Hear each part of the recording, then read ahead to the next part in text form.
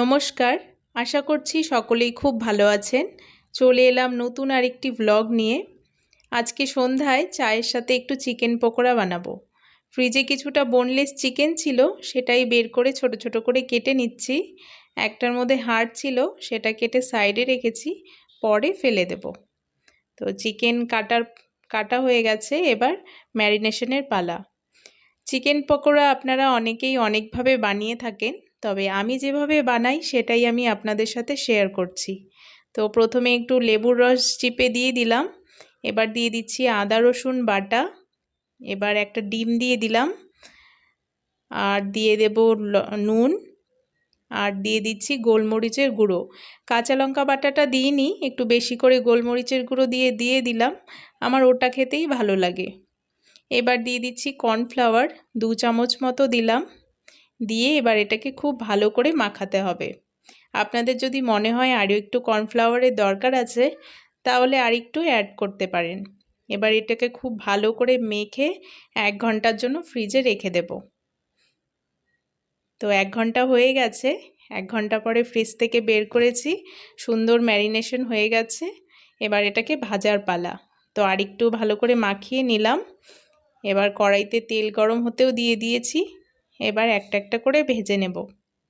Chicken pakora, chicken tandoori এগুলো খেতে আমার বেশ ভালো লাগে, তাই যখনই খেতে ইচ্ছে করে ঘরে একটু একটু করে বানিয়ে খাই। সব সময় তো আর দোকান থেকে কিনে খাওয়া সম্ভব হয় না।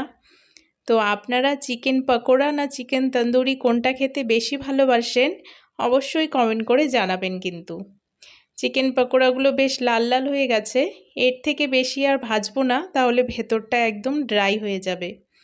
এরকম থাকলেই ভেতরটা বেশ নরমও হয় আর জুসিও থাকে। তো ভাজা হয়ে গেল, বাকিটা ভাজা হতে থাকুক। জিয়ার বাবাকে একটু সস দিয়ে আসি, ওর বাবা খেতে থাকুক আর আমি বাকিগুলো ভেজে নিই।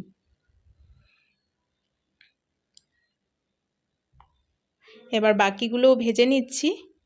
এবার চা আর চিকেন পকোড়া খেয়ে একটু বেরোবো।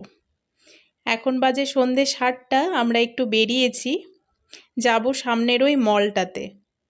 পুজো তো চলেই এলো, আমাদের 3 জনের এখনও কারোরই কেনাকাটা হয়নি। আজকে সেই জন্য মেয়েরটাই দেখতে এসেছি ওয়েস্ট সাইডে।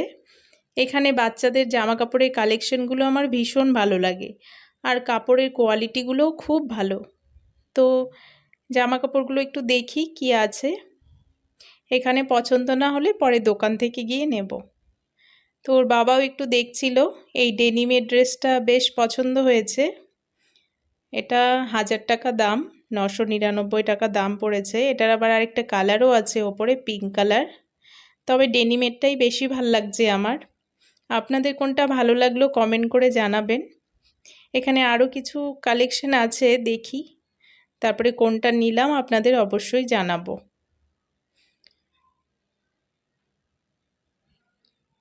তো আপনাদের কাদের কাদের পুজোর বাজার হয়ে গেছে অবশ্যই কমেন্ট করে জানাবেন কিন্তু।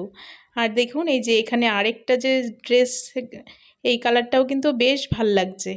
তো নেওয়া হয়ে গেছে, লাস্টে যে ড্রেস দুটো দেখালাম সে দুটোই নিয়েছি, ওই ডেনিমের ড্রেসটা আর একটা কফি কালারের যে ড্রেসটা দেখেছি সেটা নিলাম। এবার এসছি একটু ইউজটাতে, এখানে দেখি আমার একটা দুটো টি শার্ট পছন্দ হলে নেব। তো টি শার্টগুলো তো ভালোই লাগছে, আর কাপড়ের কোয়ালিটিগুলোও বেশ ভালো, আর এখানে দামটাও একটু কম। তো এই টি শার্টটা ভাল লাগছিল, কিন্তু ফুল হাতা, আর এই ক্রপ টপটাও বেশ ভাল লাগছে। তো একটু ঘুরে দেখি। তো ঘুরতে ঘুরতে মেয়ে আবার এই গাড়িটা দেখে বায়না ধরেছে সে গাড়িতে চড়বে, তাই ওর বাবা নিয়ে একটু ঘোরাচ্ছে। 3 রাউন্ড ঘোরাবে, 100 টাকা নেবে। মেয়ে তো গাড়িতে উঠে ভীষণ খুশি। ওর আসলে ওপরে উঠে বসার ইচ্ছে, কিন্তু ওর বাবা নিচে ধরে রেখেছে, যদি আবার পড়ে টরে যায়।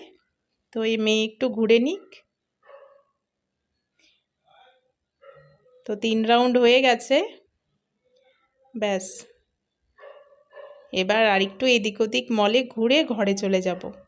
তো আমার ভিডিওগুলো আপনাদের কেমন লাগে অবশ্যই কমেন্ট করে জানাবেন। কোথাও কোনো ভুল হচ্ছে কি না, আরও কীভাবে ভালো করা যাবে কমেন্ট করে জানাবেন কিন্তু। আজ তাহলে এই পর্যন্তই, দেখা হচ্ছে নতুন অন্য কোনো ভ্লগে। ভিডিওটি দেখার জন্য অনেক অনেক ধন্যবাদ।